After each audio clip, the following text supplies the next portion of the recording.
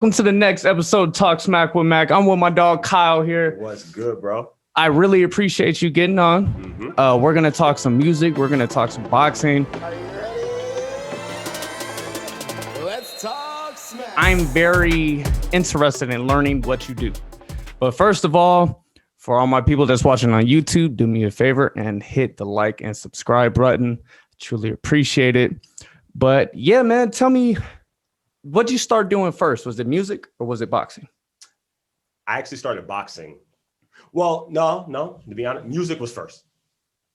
But I get your question. Music. You could light it whenever it's. Oh, for sure. Music. I'll get this one going. Yeah. I got you. But music, in the sense, like how I do it now, definitely came much later after boxing. Of course, you had love for music. That's what I meant. I'm like, some of my earliest memories are like my father having his homies over or whatever, and I mean, just the house is just blaring. My dad has always had really nice stereo surround sounds. Yeah. So just the music is just going, just blaring throughout the house. You know what I mean? And me and my little brother in the back trying to play video games, can't even hear the game. You know how that goes. So, but no, love it. And then fast forward when I got into high school. Linked up with a good friend of mine's, and I got all the equipment still at the house. Got punching bags, I got mitts, got gloves. You know what I'm saying? What grade were you in? Freshman year of high school. Okay, you went to Legacy? Mm-hmm. You went to Legacy all 4 years? Mm-hmm. Okay. What middle school you go to? Finley. That's where y'all went for the first time? I could have sworn you went to Finley too. Johnson, where's that at? Oh, my bad, folks. We got my boy Elijah in the building. He's sitting in the corner. He's giving Kyle his front and center with the camera. I'm always like behind the scenes. Yeah, but I like it. You know what I'm saying? Like that's I knew what I was signing up for. But anyway, So definitely when Elijah taught me that. Definitely like.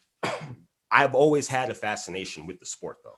You know what I mean? I've always just, again, especially with MMA being so popular, and again, love MMA too. Love MMA, but this was 15, 14 years ago, about 14, 13 years ago. So this is before MMA was taken off. Yes. Because MMA in 2010 is drastically different than 2020. Yeah. And I'll be honest too, I didn't even get into it like the way that I'm into it now until kind of like how everybody like recognizes it. Elijah, can you do me a solid? Can you grab the ashtray that's in that cabinet? Appreciate it. I knew I was forgetting something. Yeah, the thing about boxing, bro, I started boxing in 10th grade. Very beginning of 10th grade. Yeah. I had a really good friend, and his step pops was a boxing trainer. Oh, okay. So I got started with it because I went over there, and I was actually trying to impress my homie sister. It was wild. Yep. So she was into boxing, so I started boxing. But the very first time I did it and I laced those gloves up, I felt like this is for me. I'm supposed to do this. Yep. When I was throwing my punches, they were coming naturally. It was coming easier for me. Yep. This is the very first thing, other than math. Math came naturally to me. Funny enough, me too. So other than math, this was the only thing that ever came natural to me. Throwing a football was natural. Too bad I didn't really pursue that and take it seriously. But that was natural, but whatever. But boxing was just like, this is for me. Yeah. I don't have to be big. I don't have to be heavy. I don't have to be short, tall. Boxing, since it's so diverse, anybody and everybody could do it. Yep. And then, like they say, the sweet science, you know what I mean?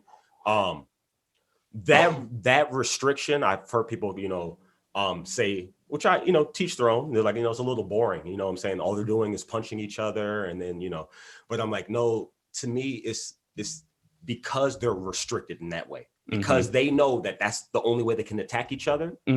That's what makes it so interesting. It's chess. It really is chess. Exactly. People think boxing, and the casual fan or people that don't really pay attention to boxing think it's more of a brutal sport. You're going in and just slugging it out and getting hit. Like you just said, it's so diverse. Some people, that's their style. Mexican style boxing, baby. Exactly. Get in there, get in the clinch, and just fucking let them things go. Exactly.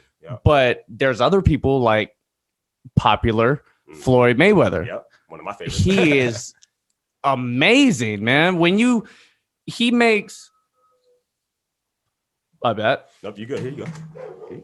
I'll give it to you while I'm talking. I got you. What makes Floyd so special is that he makes other professional boxers, these guys that do this for a living, that is the second or third best in that weight class. Look, amateur. He is making them miss all their shots in the corner of the ring, doing like just touching off the ring. Yep. Just that little bit of gives him that much space to get out of their reach. And that is ridiculous. You know what, Ed? To your point, that is actually the style. Counterfighter is the style that I also adopted, and it's beautiful. Biasly, I'm like, that took an extra amount of discipline because, as it implies, I'm essentially waiting for you to attack, to you know what I'm saying, so I can exploit the thing that people don't also. Boxers know an obvious thing. When you are attacking, you are also most open and vulnerable to be attacked. Hence why the counter fighter style, you know what I mean, is popular and very hard to execute though. I think we've seen a lot of emulations and stuff, but another person that comes to mind that was superb, RIP, Pernell Whitaker. I mean, he probably, you know what I'm saying, was a level up on Floyd, you know what I'm saying, as far as just his maneuverability and stuff. And again, that discipline, he was not running around the ring. He sat right in the corner and you wouldn't be able to hit him. You just couldn't, like you said, professionals, you know what I mean? Making them look amateur. Yeah. And again, I'm not trying to talk shit, but that's literally what it looks like, you know? So yeah. And that's not even talking shit. That's more just that much more of a compliment for those specific type of fighters. Yes. Because to have those instincts and to be able to react that quickly. Yes. And you know, it's not like in basketball, the point guard's dribbling the ball and you have the instincts to steal it. Yeah. This is different. Yeah. You know, you don't play boxing. This guy is coming to take you out. Yeah. And at that split second, it's either I may get knocked out or hurt really bad or touched up, or I'm going to execute it perfectly and I'm going to attack them. Yes. And you only have a split second. And like you said, over and over. Yeah. You know what? Like you already said, the perfect analogy is chess. You know what I mean? And I'm biased again. It's my favorite form because again, I think the game is obviously played much faster in those seconds to millisecond in that range. You know what I mean? And what's at stake is, you know, you don't lose a rook or a bishop. You know what I'm saying? You get perhaps knocked out, you know, just flat out. So, you know, yeah, my mind, I noticed that I am just as focused as when I'm in school for physics and mathematics, you know what I mean? So that just really rigorous curriculum, you know? Yeah, obviously I'm always in my head. I'm always trying to figure things out and trying to see a clever path or, you know, an easier or more efficient way to do something, you know, and that's the thing with math. And I think people kind of taking a sharp turn, you know what I mean? But people find it intimidating. And if you go through the rigor, what you'll come to find out is it's just a bunch of maybe not at that moment, but becomes very useful cognitive exercises, problem solving. It teaches you, you know, are you going to ever use differential equations? 90% of people never will. That's why they don't take it. You know what I mean? But if you do take differential equations, it's just another layer on that problem solving. You know what I'm saying? Here's a problem. You know, do you have the tool set? Have you been shown? Have you been clever enough to pick up something along the way to be like, maybe if we do this, it'll start to break down into something that doesn't look so scary. Yeah. And 9 times out of 10, that's how you do it, you know? That's funny. I'm starting to notice that about you. I was already kind of getting that impression, but you live your whole life doing problem solving shit. Yes. That's you to a T. You do music, you break it down, you put it back together. Yes. Boxing, like you were just describing. Yes. mathematics, what you go to school for, that's all the same shit. Yeah. So that's just you. Yeah. Yep. I cockily like growing up in high school because I heard it a couple of times, so I wanted to stick. You know what I mean? Some of my friends were like, Kyle, nothing, not too much gets past him. It's really sharp. Yeah. And I'm like, a lot of attention to detail. I like how that sound, you know what I'm saying? Sharp.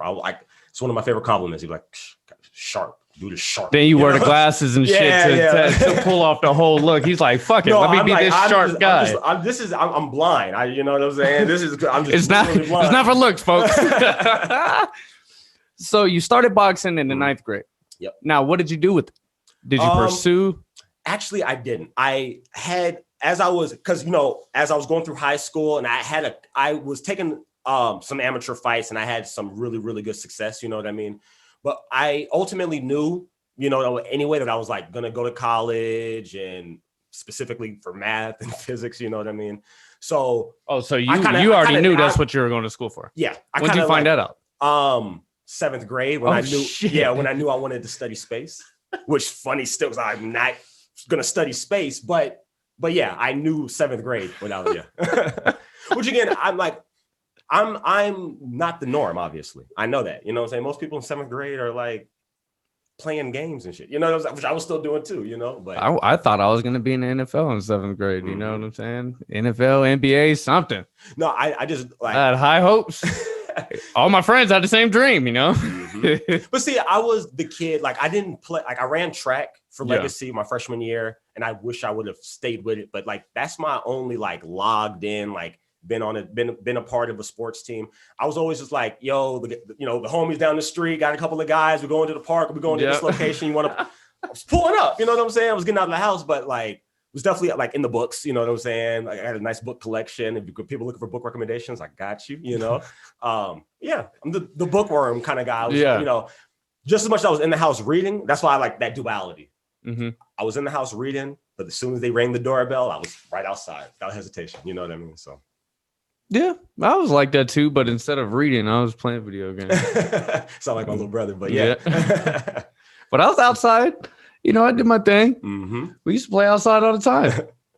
But in the summer times, it was questionable. It's hot as fuck, and Vegas streets are different than other places. Talk about it. I'm telling you, getting back. I really just did the boxing because it interests me so much, and I had an excellent teacher myself. You know what I'm saying? I just had that access. You formed that bond, huh? Yes. Yep. Yeah, that bond that you have with. I'm not even gonna. I'll relate outside of boxing as well. Is just in the thick of things. Yes. And in boxing with your boxing coach, your trainer, you're very close. You can be taking punches. You can be hitting him. Yeah. You know what I'm saying? So anybody that's beating your ass or you're beating their ass every day, you're pretty close with. It's like, I keep fucking you up and you keep coming back, and you grow that respect. The guy I'm thinking, obviously that my trainer, obviously even prior to it, I'm saying I viewed him as a big brother, you know what I'm saying? How old was he? He's a year older, 6 months, not even a year, 6 months older than me, you know what I'm saying? Shit. So okay. 27 right now. I'll be 27 in May. But yeah, no, we just literally lived in the same neighborhood. He actually went to Finley Middle School in 8th grade. So we had a relationship even before going to the same high school and, that. But yeah, I knew that he was actually in MMA, not just boxing. He was actually primarily for him was Taekwondo actually. And how long was he doing that for? Since maybe he was like 8 or 10 years old. Oh, okay. Yeah, so he very seriously. He was he has a lot of experience, a lot of years under him. He actually has kind of fleshed out. I don't know it like off the top of my head, but when I seen it, he had a very fleshed out amateur career too. You know what I'm saying? He got into a little bit of trouble, so he couldn't go pro or whatever. But anyway, though, who doesn't get in trouble? We all get in trouble. But yeah, and I was just like, man, just taking the opportunity. And again, it was just good fitness. You know what I mean? So you were doing it with him every day? Yes. At like your house or his house? Yeah, he would come right up, like literally down the street. So he'd come to my house because he knew I had a bag. He knew I had mitts. He knew I had 2 pairs of gloves. So that was the main thing. We were sparring right in front of the house. You know what I mean? Like you said, he's beating my ass every day. You know what I'm saying? But yeah. So you grow that bond, that friendship. And you know what? It's different. It teaches, you know, I think this is a good thing, you know, for men. I obviously, like, you got to learn how to just take a punch. You know, I think generationally we've gotten way away. People are more scared of taking a punch than anything. Yeah. You know what I'm saying? And I don't like to get punched. Nobody likes to get punched, but if you can take one, a good shot. And, you got to understand what taking a punch is. Yes. It's not like just fucking stand there and say, come on. Exactly. No, exactly. you gotta move with the punch. Exactly. You know, fuck it. Just don't go into it. Exactly. And most people get so scared, they tense up and don't even put their hands up. But you know the thing too, and back to just how visceral it is, right? Which I love too. You're gonna do one of two things. Instinctually, your brain, you're gonna get hit and you're gonna do one of two things. You're either gonna get in or you're gonna get out. Mm-hmm. Literally that's what's gonna happen. Yeah, either your brain is gonna say this is too much punishment already and shut off and you go out. We need to create some distance. You're gonna be like, oh shit, I need to do something. Yeah. You need to do something. Yeah. Okay. And I had a tendency, and my trainer noticed it too, had a tendency to get in and not get out. So he was like, we can maybe do something with that. You know what I mean? So yeah, he calls me a natural. So one of my best friends to this day, man, Big Kiki, he was training with us. And I tell you what, when I was absolutely terrified to spar this dude every Saturday morning. So I was 135 pounds. He was 320 with hands. When he would hit me, it would lift me up off the ground. I know, like it didn't even matter if you were blocking it. Like, the only thing I would be able to do is I'll shoot about 3 jabs in a row, body to body with him, and then just fucking unleash. Because as soon as he hit me, I'm out. Yeah. And homie broke my nose one time. It was all love. I thought he missed me. Yeah. But that's a story for another time. It's all love. I love him. Shout out to Kiki, man. I love you, dog. No, I'm gonna be honest with you, man. But absolutely terrified. I'm thinking the odds are against me. I'm 150 pounds, you know what I'm saying, to a much lesser extent, standing against dudes that are like, you know, at the top, maybe 250. You know what I mean? So I'm thinking I'm doing 320 at 135. No, that's just that's just nuts. You know what I'm saying? Bro, I was terrified. Kiki's a big boy. Big boy. That's my dog. Oh yeah. But I know as you continue on, I know you just gave the one question and I can just go on forever. You know right. Just telling the story.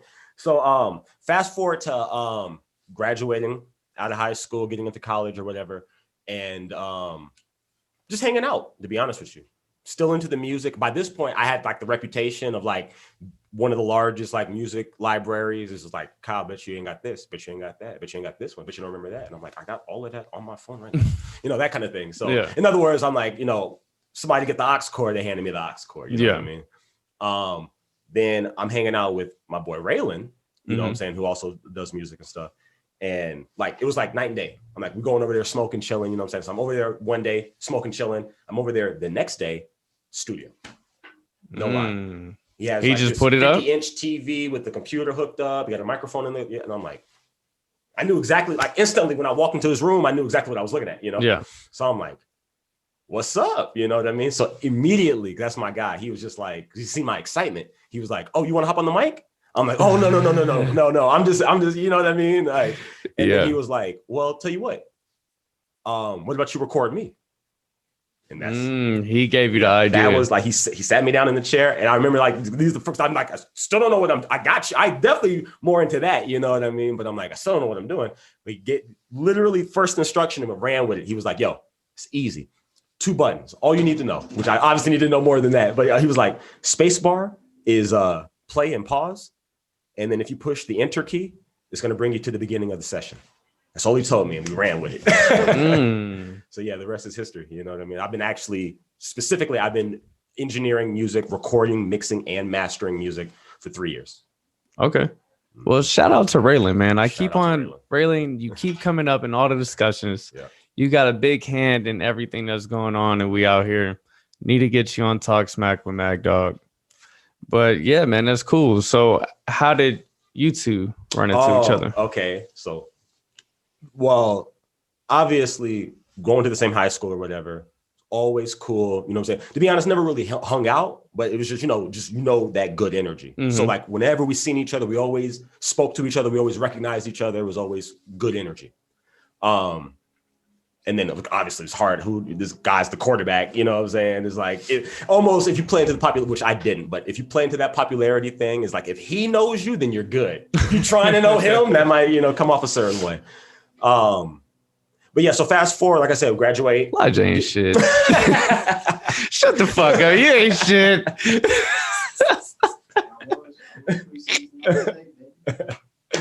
But no, that's my guy. That's my guy. But yeah, no, he's going to college back, out in California. I'm going to UNLV, and then once again, Raylan didn't take nothing but a word, you know what I'm saying? He's like playing Rear Views. That was the first song I ever heard from Elijah T, So I'm like, that's Elijah? And they're like, yeah. I'm like, oh, okay, say less. And I'm like, in my head, I'm like, I thought he was still playing football. I'm like, did not know. Or actually, to be honest with you, my brain went, no, he is still playing football. Again, he's just that talented. He just decided to start rapping too, I guess. I know it's kind of in season. I know people are picking up into the music or whatever, So I'm just like, oh damn, I didn't know he was rapping. And then I listened to the Black Thought's tape, and I'm like, no, he seems serious about this. So inevitably, he comes back out to Vegas to see his people, you know what I mean? And we're at a little house function that's notorious at Raylan's spot, or his mom's spot. And I remember me and him, like, just chilling, good vibes. And we both kind of duck off to the garage to smoke, big parties or whatever, just kind of get a little solo session. And I just, again, because he already knew too, I was at that point, I was already engineering music for Raylan and Note. So I'm like, okay, I kind of got my feet wet already. And this guy is like, I could see his trajectory anyway. So I just told him straight. I'm like, yo, I want a part of this. Yeah, exactly. I'm like, yeah. I told him just like this, almost verbatim. I was like, I'm pretty sure you already have an engineer, you know what I mean? But I'm like, if there's any like side sessions or little things, shoot them my way. I would love to get involved. You know what I mean? And he was like, oh yeah, for sure. You know what I mean? Obviously, come to find out, he was his own engineer. I think thinking back, because when me and him compare the notes and stuff, like, it's really funny because I think how I came at him, I was maybe a little over his head maybe he didn't fully understand what I was asking him even, you know what I mean? But it was fine though. But again, always had a good relationship, and he's seen that I was obviously listening to his music, and I was like, yo, this is. By that time, how long were you doing it for? I was probably like my first year and a half, actually. Okay. So this, and come to think about it, you were just engineering for Raylan and Note, yeah. Okay. Another friend of ours. Okay. I'm like, when I did, so to stay chronological with it, I'm in year 2 now when things are seemingly picking up with Raylan and Note. I'm finally like got my confidence. I finally feel like I know what I'm doing. So it took that whole year for you to say, okay, if you put me behind this, I could do what I got to do. Yeah. And it's going to sound good. Yes. Okay. Yeah. A lot of sessions. These guys were so patient with me, which if I had worked with Elijah at that moment, say if I got my wish, and I'm like talking to him in the garage, and he was like, oh yeah, bet tomorrow, shoot me your email, and I probably would have let it kind of slip through my fingers because I wasn't ready. I actually wasn't ready. You know what I mean? So I was cool, shaking and baking. I know he was still back and forth between here and Vegas. And I'm hanging out with Marcus, chilling, and he come to find out on his end, he's hanging out with Vari. They get the studio spot set up. And then Vari was like, okay, here you go. You know what I mean? As a way for him to not have to, it was a lot for him to go back and forth from Vegas and California just to record and stuff, you know? Yeah, that's ridiculous. But then there was another piece still missing, which he obviously knew at that point now, you know what I'm saying? He was like, yo, I need an engineer. I'm not, you know what I'm saying? I'm like, I'm not going to keep doing this myself. And my name came up, you know what I'm saying? Which I'm glad that I made the appearance when I did, you know what I'm saying? I guess a takeaway in this is, shoot your shot. And even if you don't get it right then and there, that doesn't mean that it's a lost opportunity, you know? Yeah, for real. You can't take things any type of way because you don't know what that other person is doing at that moment. Yep. So you just got to, like you said, shoot your shot. Let them know, hey, I'm here if you need somebody. Yep. Right. Mm-hmm. And then when they hit you up, if they hit you up, cool. Exactly. And don't be shy, to let some time go by and then hit them up again and say, hey, I'm still here. Yep, just reaching out, just letting you know, like, hey. Depending on how much you want to work with that person. Exactly. Don't think, oh, I'm going to look this type of way if I hit them up again. Yeah. Fuck that. This is business. And I say real recognize real every time. Mm-hmm. My guys hear me say that all the time. And you know what? If somebody doesn't hit you back, then maybe it wasn't meant to be. Because like you said, real recognize real. Mm-hmm. So you started working with Elijah. Yep. So I was hanging out with my boy Marcus and get a phone call from Vari, which at the time was a little unexpected, but I'm like, oh, I'm just making sure everybody's good. So I answer, I'm like, yo, what's going on? And he's like, yo, I'm with Elijah right now. He needs an engineer. And like we said earlier, like, bam. Vari is that boy, man. Always linking everybody together. Mm-hmm. Shout out to Vari and the You Know What It Is podcast. Yes, sir. Yes, sir. So yeah, not to cut the story too short, but the rest is history. Bro. You know what I mean? Like me and him, I love because again, like when my name was called, it was time to go. Mm-hmm. When he called me, he told me, he said, yo, I'm working. But more specifically, he was like, I have an album that I've been working on that I'm trying to release next month. And I still need to record this many songs and we got to still mix and master it. And I said, let's go. Didn't flinch. And he's seen, I'm like, and it was daily too. I'm like for like 2 weeks straight. No exaggeration. Every day for like 2 weeks straight. Me and him's in the studio. I mean, just cranking shit out. Working. Yeah. Mm-hmm. That's work. And then and again, just I love our it happened at the perfect timing. It did. And that's what I knew, because I knew, things just happen. I knew if it had been at the time that I was like in his face prematurely, I might have got thrown and I would have drowned. Yeah. I'd have drowned in that. Everything happens for a reason, man. It's so weird because I'm a very firm believer in free will. Yeah. But I feel like a determinist mindset kind of has a good argument because as I'm getting a little bit older, experience more things, I'm like, oh shit, if this didn't happen, I wouldn't have been able to do this. Yep. If this didn't happen at this age, I wouldn't be like this at this age. Mm-hmm. So I'm like, oh shit, is it free will or? I'm like, oh man, that rabbit hole can go deep. You know what I mean? Next pod. Let's go. I'll do it. Man. So the first time you probably weren't ready, and then when he came back, you were like, "Oh shit! All right, I know what I'm doing. I'm confident. Let's see what I got." Exactly. Now, how much did you gain in experience and knowledge from the beginning of those of that 2 weeks to the end? Because that's work. You're working. Yeah. To me, it was just. I took it just like I literally had the experience before getting to Elijah. I had two main Raylan and Note, and then for a shorter period of time, a third artist, Wes. How many total songs did you do between those three? I might, like, no exaggeration, I might have close to like 15, maybe 20 songs in totality with all of them. But the difference is none of them are out. Yeah. You know what I mean? So call it practice, call it a hobby, call it whatever you want, but none of them are out. Mm-hmm. So when I got with him, that's when it was like go time for me, because I'm like, yo, this is not just something that you're going to get, it'll be 3 months later and you just happen to have your laptop with you and, and you just start to play it for the boys that are sitting in the room. It's not going to be, this is going to be on Apple Music and YouTube and like everything, like everybody's going to be able to tap in. That's one thing that I'm firmly in agreement with both of y'all is I'm gonna put all my shit out. Yep. Y'all are gonna grow with me. Yes. You're gonna see the growth. Yes. The people that I'm fortunate enough to have from the beginning. Yep.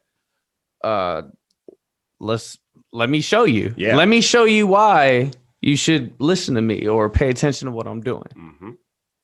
And then, and just to piggyback off of that, you just let the work speak. You know what I mean? And that's what I did with him. And there wasn't much conversation. I was already, there's another ticket, by the way, for engineers that are looking, trying to get with an artist. like we already said, you know, it's no harm in shooting your shot. Probably be a good idea to start maybe at least, you know, obviously locally, but be a fan first. That is my biggest tip. Yeah, because you're not going to be able to express your best work if you're not believing in the sound. Exactly. Or if you know, it kind of sounds like a no-brainer, but like sometimes the jobs can turn into just jobs robotically. Yeah. You know?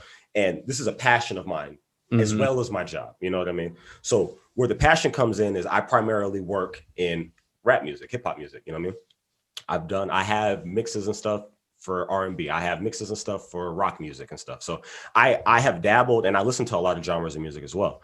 But I know what my lane is and I know what excites me the most. You know what I'm saying? So you just, you know, again, it might be like, oh, duh, but you know, just play to your strengths. Play to your strengths and be a fan first. That's my literal biggest, because then, like you said, it's like sky's the limit. You're gonna be so hyped and engrossed in their sound anyway. You know what I mean? That you want to make sure it's and that you do your part too. You get to add that objectivity. You know, an engineer's job, to not oversimplify, is to take the artist and producer's vision, right, and turn it into an actual song. You know, whatever they had in their head when they were writing, or whatever the producer was inspired by when he was putting the sounds together for the beat. An engineer's job is to bring it into fruition. Yeah. You know what I mean? Hence the recording engineer's job is to record any and all instruments, and vocals are an instrument, you know what I mean? That need to be there. A mixing engineer's job is to take all of those individual elements and in their correct proportions, blend them together, and enhance. That's key right there, is the blending. Yes. Because a lot of time, like if the bass is hitting too hard and you can't really hear what they're saying and shit like that, it makes a big difference for me. And, you know, when I'm sitting in the studio with people, I really love this exercise. You know what I mean? I'm not going to act like I came up with it myself, but I definitely use it. Hell, it's probably what landed me, honestly, the job with him. I went to Vari's house and I actually missed him. So we got linked up the next day, but I had already seen that he had sessions. Obviously, he had already worked on. He had stuff that was already. And recorded. You ended up finishing it, right? Yes. Yeah, so, I remember hearing about it. I sat there, right, but I hadn't mixed it yet. What I literally did is what you're talking about is the blending. I took statically what we call a static mix. So there's no effects, there's no EQ, there's no compression, there's no delays, there's no effects. I'm taking the faders, the literal volume. His vocals relevant to the beat or to the snare or to the drums or like whatever I have. And I'm literally pushing the faders up and down and I let it go. And he came back, heard that, no effects, and was like, what the fuck? Again, that's, like you said, that's the most important part. If you can't take a static mix and make it sound good, you can't be a mixer. Because then the effects are going to become more complicated. I don't think I could do that shit. I don't know. I'm not sure. It's not as hard as it sounds. My thing is, what helps is a lot of ear training. I got bad ears. I can hear the shit after it's together. Yeah. And I would have to hear it a few times to hear all the different sounds. Yeah. Whereas some people who have a natural talent for it will hear it all at once. Yeah. Not me. But, you know, I kind of like to think that as far as the mix, there's a lot of, like, going back to the boxing analogy too. I just love how all these analogies stack on top of each other. There's a lot of diversity. There's a lot of different styles in mixing too. There's some people that do what was called a top down, which I think these are like maniacs to me. I think these guys are insane, but I praise them at the same time because it's the literal opposite how I mix. So a top down mix is something like they'll take kind of like, if you think about the frequency spectrum, so they'll take some of the highest frequency elements, some like the cymbals and the hi-hats for like rap music and stuff like that, like stuff that's sizzling and really high frequency. And they'll start there, mixing there. Probably start with the vocals first too. You know what I mean? Which is not so crazy. I actually start with the vocals like first or second. But a top down mix, or excuse me, a bottom up mix, that's a top down. So a bottom up is like you start with your bass elements. You start with your foundational stuff. You typically start with your drums, bass, melodic elements. You build it up like that. Yeah, that makes sense. You build up to the higher frequency. Yeah, that's how I mix a lot. I think that's actually maybe more common as well too. But I've seen some guys, like I've watched obviously some top down mix. I'm just amazed. I'm like, how do you start there? I'm like, my brain doesn't go like this. It got to go like this. You know what I mean? I could be honest. My love for music has expanded. I guess I would say in 2 instances. Mm-hmm. When I joined the military, met one of my best friends, and he does music and he produces, and I've watched him go from learning how to mix and master to going to school for it. Now he's really good at that too. Yeah. So I've been fortunate enough to see him evolve as an artist and grow. And I never sat down and asked him about it, man. Yeah. And that's one thing I really regret, because the second instance is being out here, being around all you guys, doing music. Everybody's doing music. I've been on podcasts with other local artists out here, so I'm constantly around it. Yep. So it's like, all right, now I'm taking another evolve into music. Yeah. Because I get to dive deeper with you guys. Yeah. And you know what? I really salute you, bro. I really appreciate that you take the time out too. And you know what I'm saying? And again, I know it starts with, like you said, like that love and the passion, you know, being a fan first, you know what I'm saying? You gotta be, because nobody's a professional at everything. Exactly. You can't be a hater, man. Appreciate people for what they like, either, you know? Appreciate people for what they're good at, and don't just assume, oh, I'm as good as you or better. No, man. Hey, I appreciate what you do. Teach me that shit. Exactly. I want to learn. Exactly. You've already done it, so shit. You know, I always say, fuck paving my way. I'm about to walk on your road. That shit is easier. You know, then I could jump on different lanes. Exactly. You got to be versatile. You got to. Because it's 2020, man. Almost 2021.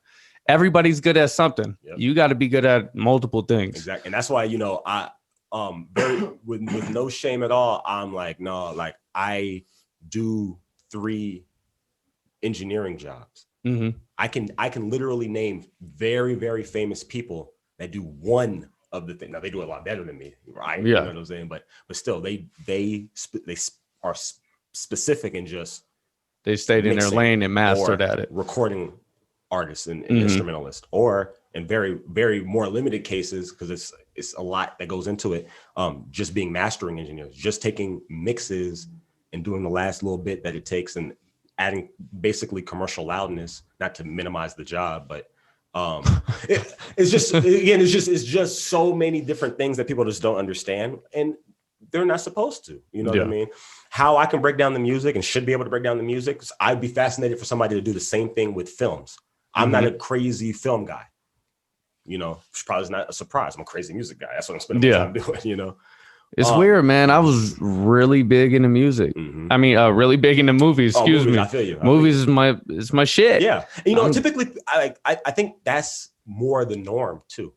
Oh, I'm sure. I think it's more rare. I get so excited when I found out him. Now, obviously, he's into the music too. He makes music, so it's like duh again. But it's exciting because it's rare when you're like, "Yo, have you heard this? Yeah, I got that. Have you heard this?" And then that conversation goes for 2 hours straight, and you're like, wow, this guy does music, like honestly, but you know what I'm saying? Like he's like into music. Yeah. So it's a treat, you know what I mean? Or even to be that guy. And typically, and he probably feels the same way. Like it's nice to be that guy too, where it'd be like, hey Kyle, where is this guy from? And just, you know, they just have that confidence, and you just have the answer too. You're like, oh, he's from here. This is where, you know, and you start giving the backstory, like you grew up with him, you know. But yeah, like I said, it all stems from passion. And but even like I said, going back to just being versatile. So like I was saying, I ring my horn, you know what I'm saying, all the time. I'm like, yo, I'm in the studio. I have a lot of recording experience, definitely reference vocals, and then mixing and mastering. I've got that, you know what I'm saying, even over a couple of different genres, and then likewise goes for the mastering. What genres? Primarily rap, but also R&B and rock. Oh, you do rock as well? That's good, man. To a much more limited extent, you know what I mean? Yeah. I kind of, to be more specific, I kind of stay to like, honestly, maybe more like alternative rock, you know what I mean? Or like indie rock, but yeah. Like I haven't done like a metal It's just not my lane. I wouldn't shy away, but I would raise my hand to be honest. I'm like, I've never done this. So, you know, we're going to learn together. Yeah. Or like, I'll make it sound like a rap song. That's what you got to be careful of. That's typically what happens is like, you know, I don't listen to country music. I'm not shit on country, but like you give me a country song.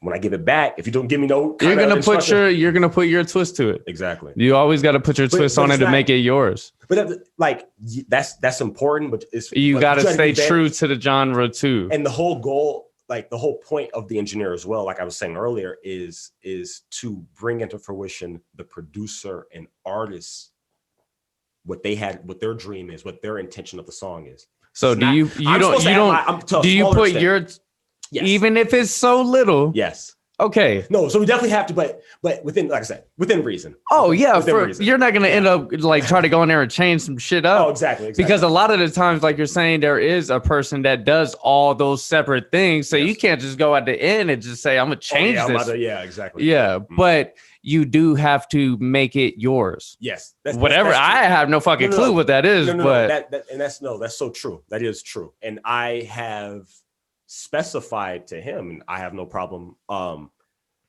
I think it's really gracious of him.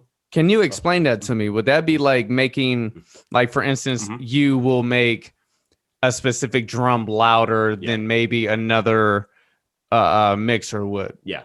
That's what make it your sound a bit different to a very small extent. Can you explain that to me a little bit more? You're going down the right track. I'll tell you what I do, right? Yeah. What I want to do, like how I want people to identify my mix, they're going to hear Kyle, let me hear that. But if they don't, right, that's the easy way. Mm-hmm. If they don't hear that,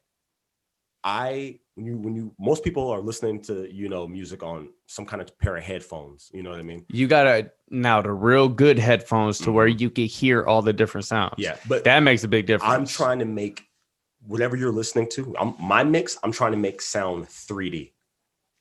So going from here to there. Yeah. Yes. If it's supposed to be nauseating, I want it to be nauseating. And you know what? Something I was actually telling him a couple of days ago. Funny story, and this is what really set me into that. I can't remember what song, but I have been listening to music in my life so intensely that again, a sound was panned way far out in the field, and I actually turned my head. Mm-hmm. Nobody's, you know, I'm like, oh wow. So I'm like, if I can give that same experience, you're diving deep into the sounds. Yeah. If I could hear somebody at some point, that'd be the biggest compliment of a mix of mine. Because that's what I'm actually trying to accomplish. Like, that's my little thumbprint. You know what I'm saying? Is like, okay, I want whatever we're listening to, you know, whatever my mix is like, oh no, this is a 3D experience, even though it's just sound. No, we're gonna 3D sound, if that makes sense, you know. Oh no, it does. You want it to be in this ear when it's fading out of here, and then vice versa. Exactly. And bringing it back all in together. Exactly. Yeah. Without it being distracting though. You know, again, I want to still serve the intention of the song. Yes. Always. That's goal number one, and then goal number two is like, okay, once I know I've done that, how do I put that flair? How do I put that spin on it? You know what I mean? So I'm telling y'all, give me about like 5 more podcasts about learning about music, and I think I'm about to know some shit. Oh man, because right now it's like I'm scratching the surface. You know, I'm gonna get there eventually. I'm gonna keep asking questions all the way to the top. That's the way you give me 10 years, and I'm gonna be telling people on the podcast. I'm gonna be like, hey man, so you know this the difference, yada yada yada. You know, let me bring you back. And you know, it's not as it's just like anything else. If you have the passion and you're driven, oh yeah, you're gonna take the time to learn it. Facts. Yeah, facts. Even if it's a little bit at a time. And that's what people I think get it twisted now. Social media doesn't help with everything doesn't happen overnight. Exactly, you got to commit. Yeah, it's a life. It's a life thing. It's your lifestyle. I'm gonna learn a little bit today and every day. And then maybe over time I'll know a thing or two. Exactly. Yeah. Exactly. Don't be discouraged from not knowing fucking anything. Like I didn't know hardly shit about music and specifics and what people did and what people didn't do. And I barely know that shit. I'm trying, you know? Exactly. And that's the thing too. You just got to give a good effort. Yeah, for sure. Effort, you know what I'm saying? Yeah. And I think, hey man, one thing made me proud. Yeah. I remember when I was going through and editing my shit, and I was just turning it all the way up, man. Hey, you told me no, keep that shit. You don't even want yellow. Keep that. That's how I remember things. Yeah. You said no yellow. Yep. Keep that shit under 100%. Bring it down sometimes. Hey, because loud isn't always good. Exactly. You want healthy, and you want it to sound the same all the way through. That's the most important thing. Yeah, the consistency. Yeah, I tell people, a mastering engineer. I'll tell you, and they have so much work. Honestly, I just say, oh, commercial loudness, but that's what I mean. Because if you add too much of this loudness, then you're going to mess up the mix. You know what I mean? So it's constant compromise. But the failed job of a mastering engineer to me is when you're listening to a playlist, you listen to song 1, it's cool. And you got to turn it up to the next song, turn it down to the next song. Yeah, man. Because I'm saying you're talking to you and I'm like, fuck.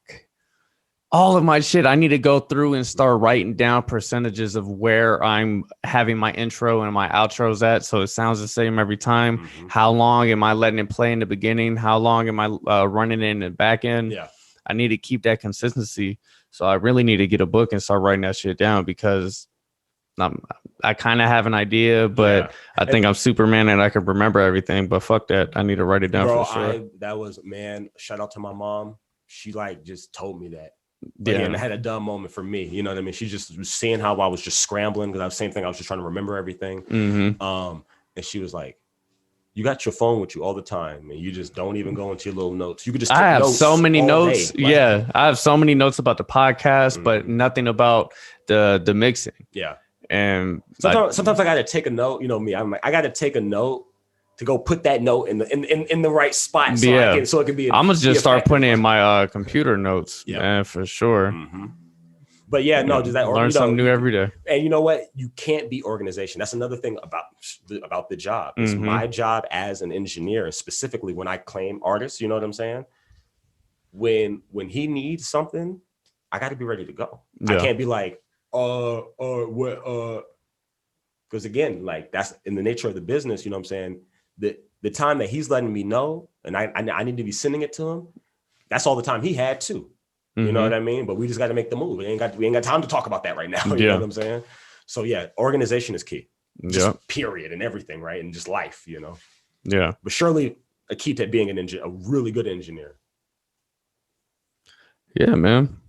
I'm definitely gonna go back in there. Like I said, learn something new every day. So I'm gonna write down them percentages, but I'm gonna talk to you more about that on the side. Oh yeah, we'll see what we can do with that. Big things coming for Talk Smack with Mac. So, hey, fast forward. So you first started working with Lige to now. Yeah. How long has it been? If I'm counting the months, in like totality, still giving a rough estimate, we've been working together for a year and like 4 months, 5 months. So close to like a year and a half. And then how many projects have you guys done? Three total projects with singles sprinkled throughout. Do you know how many singles tracks altogether? Oh, tracks altogether, roughly, like just from the 3 projects that we're counting. 15, 7, 12. Like 30 songs. Yeah. 30-ish, you know what I'm saying? Yeah. Yeah, that was 15. 34. That's 7. Playback is 12. Yeah. Yeah, it's like give or take like 30. Hey, man. That's work. Oh yeah, and you know what? Short amount of time. The cliche thing to say, but it's so true. And if you're not doing this, you're fucking up. But got so much in the stash. You have to, much in the stash. Because you always say, all right, let me get a beat. Oh, I got some for that. Oh man, I only got a hook. All right, I'll put it away. I'll come back to it. Or oh, I got a dope verse of this one, but I don't got nothing else to complete the song. Let me put that away. Or this, you do a whole song, but you're just in a different mindset and the vibe switch. So you record a different song because man, you may be feeling a little goofy that day and make a little silly song. And you just do it just to fuck around. Shit, it's all practice. Exactly. Yeah, and then maybe you could come back and take like a sentence or just a bar or two from that old song or a couple sounds or the same instrumental if you still got it. And then also too is just like at the end of the day too, we're trying to make a living out of this, and we also don't get it too far out of our minds that, you know what I mean? Like, this is creativity. Like, this is an opportunity that a lot of people don't get to execute. Mm-hmm. You know what I mean? Let alone even get the amount of success that we've already seen is just, it's been staggering. And again, we love and thank all of the people that have been supporting us. You know what I mean? And we got big things, and I'm not just gassing it up. We got real big things coming up right for the New Year's. Yeah. Elijah's talking about video coming. Mm-hmm. So I'm pretty excited to see that as a fan. Shit. I don't know what y'all got cooking up your sleeves. Maybe you ain't got shit. Maybe you got a whole thing planned out. Who knows? We'll find out soon. Yep. But all I know is I heard January. So shit. That's around the corner. Yep. Just be on the Matter lookout. of fact, I need to go buy some damn Christmas gifts. Oh, I hear you. I haven't really done shit, man. I've been so damn busy with school, and then went from school to I've just been cranking out videos on YouTube, working with you, having great conversations. Yeah, man. So, no, I've been the same thing. Like right when I did my last final, I'm like, all right, back to the mixing, back to the music, back to what I really want to do. Exactly. You know, the shit that makes me happy. Yes. So it's not work. It's just me having fun. 100%. Let me see how this sounds, or let me see, you know, if people like what I got to say. Mm-hmm. So it's a good time, man. Oh, it's funny that you say that. I'm like, I got a couple of recordings of my son that he's got, you know what I'm saying? Who knows if those will ever see the light of day? But that's like, again, that goes back to the creativity, spur of the moment, all of how that, you're feeling. Yeah. Exactly. Life is beautiful, man. Exactly. Yeah. You just got to go with the vibe. Yep. See how you're feeling that day. But you know, man, you got anything going other than with Lies? Yes, actually, I'm working on some mixes and stuff, and I'm talking to our boy Derek, you know, who does all of our artworks and stuff. Yeah. Shout out to Derek, man. My artist. Yeah. Derek. Hey. My boy, big dog. Fat Boy. He's got another. I'm gonna put. If Derek got some shit, I'm gonna put it. You know, I'll put it in the description, man. Derek's that man. If he needs, as soon as he has some time to work, he will get you right. My bad to take the vibe off you, man. Derek is a man. Like, I don't think Derek gets enough praise. I'd be saying the same thing though. He's wickedly talented. Yeah, for sure. But yeah, no. So my other artist, Fat Boy, we got another spoken word. You know, we've been just like me and him been going back and forth. Me and Fat Boy been going back and forth. You know what I mean? So we're really excited about that. I think it's so dope because I'm gonna be honest with you. He introduced me to it. I'm aware of spoken word, but I never like sat around and really sought it out very much.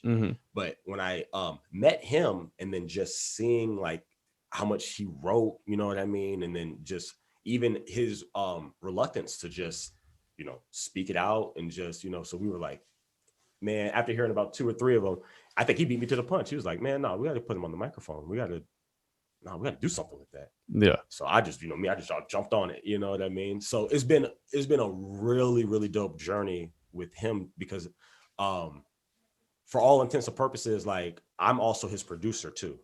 Okay. So now when we get back to, like I was saying, like the artist, producer. See, I thought you did more. I thought you did more. Okay. So, but yeah, you know, with Elijah, you know, the competition is kind of steep. I have to, again, breaking into all the semantics, like I'm not a beat maker. You know what I mean? But you're dabbling. Exactly. Are you going to pursue it and actually try to get better at it? Maybe. But I'm more focused on just being the best engineer that I can be. Yeah. Because I just know the importance. You know what I mean? Yeah. If there's an artist making music, they're going to always need an engineer. That's just not going to change. That's like that relationship is, you know what I mean? Peanut butter and jelly. Facts. It's like you just, you know, you become like a studio rat, you know what I mean? And you just have all these sessions with artists and stuff that sometimes like they come out and that's what you want, but sometimes they don't. And sometimes, you know, like you say too, it's just a vibe. Sometimes, you know, I've quickly come to realize the difference between a legitimate recording session, right?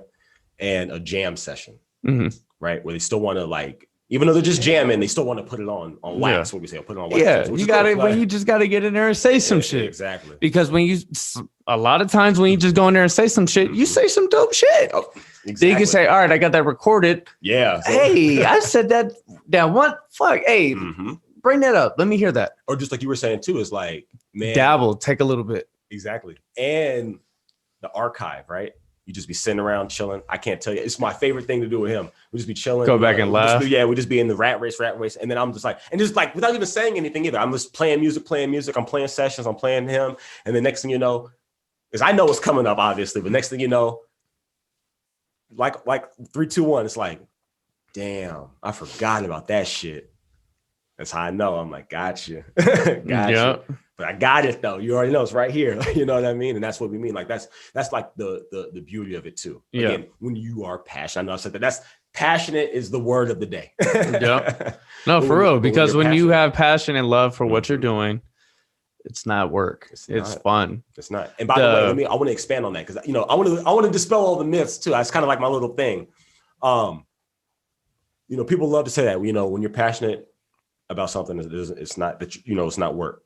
Mm-hmm. But here's the thing: that does not mean you don't have to do work. Oh, that's man! What people, so, with my apologies, I feel like with people like us, that goes without saying. Totally. That means you're busting your ass. Totally. Every damn spare chance that you can. Yes.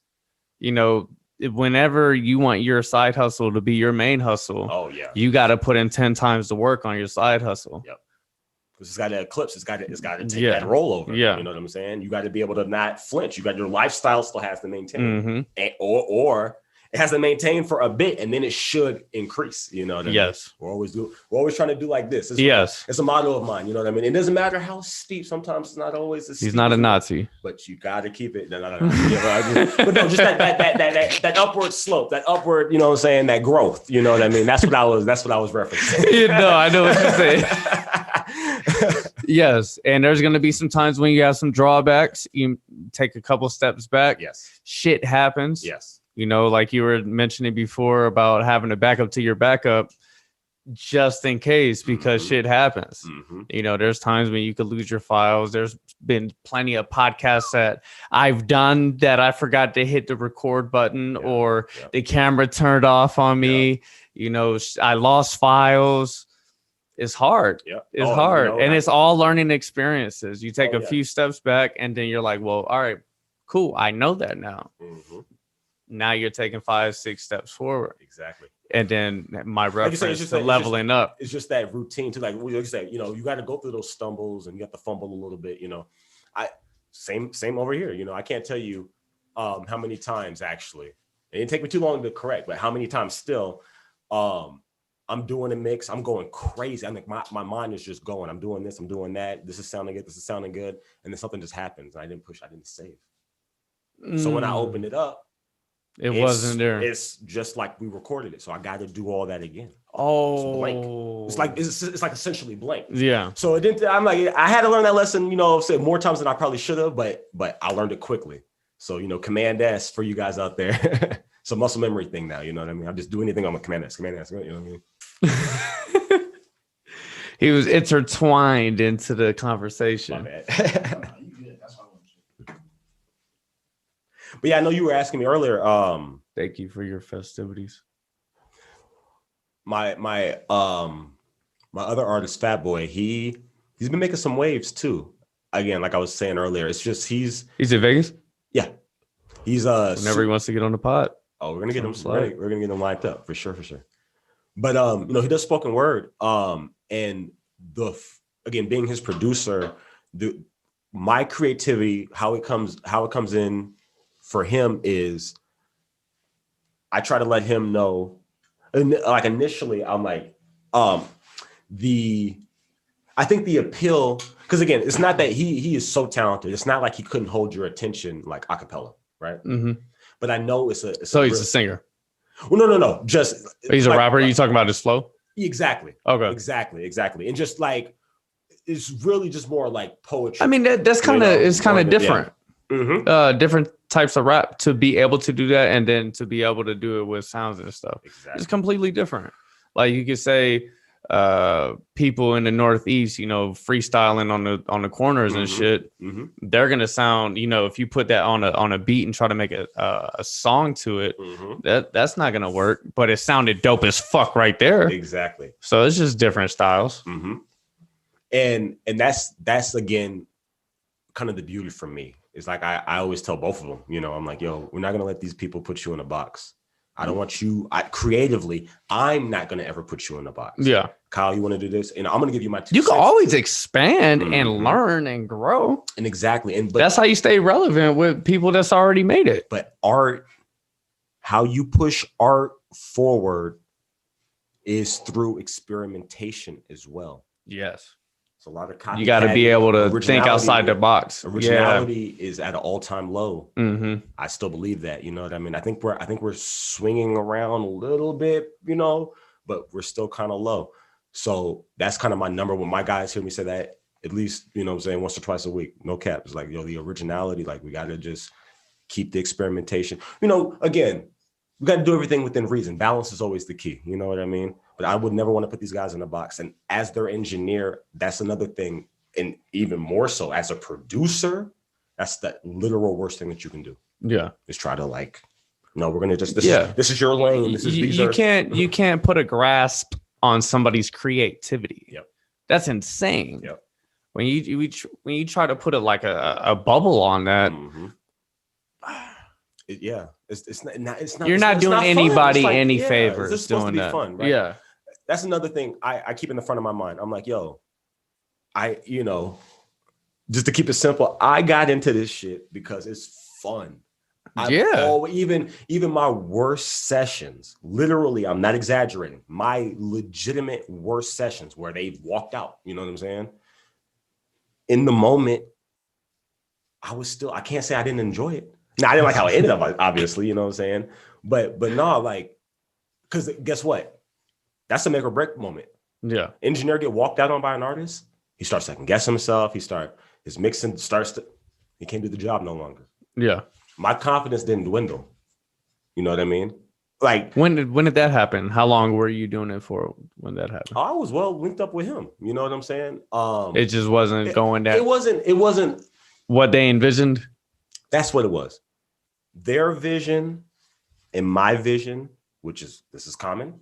Mm-hmm. It just wasn't meshing. Yeah. And although I was still trying to be just as accommodating as ever, they just saw it better, which again, that's always within the right. Again, I just think people, you gotta be able to put the situation in its right spot.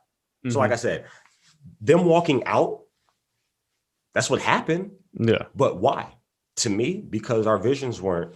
It wasn't a subpar job with my ability. Exactly. Yeah. It had nothing to do. You know what I'm saying? So where somebody, if they don't know what they're doing or they don't have the confidence, that's what we're talking about now. Mm-hmm. If they don't have that confidence, then they'll be like, that's probably the first thing they'd have thought. They're like, oh damn, was I too slow or was I just fucking up or was I just not getting the sound right? And then now it's 21 questions. Yeah. Mm-mm. Okay. Do you think if that would have happened to you, in the beginning when you first started, it would have shook your confidence? Yeah, totally. Yeah. No doubt. Especially because of how highly technical the job is still, though. Mm-hmm. You do need to know a lot of stuff. You need to. It's, in my opinion, it's probably the most. So music making is a trifecta. Mm-hmm. As people have already heard me say, the artist, songwriter, the producer, and engineer. That's the trifecta. If you have one of the missing pieces, you don't have a song. Yeah. Period. Let's talk smack.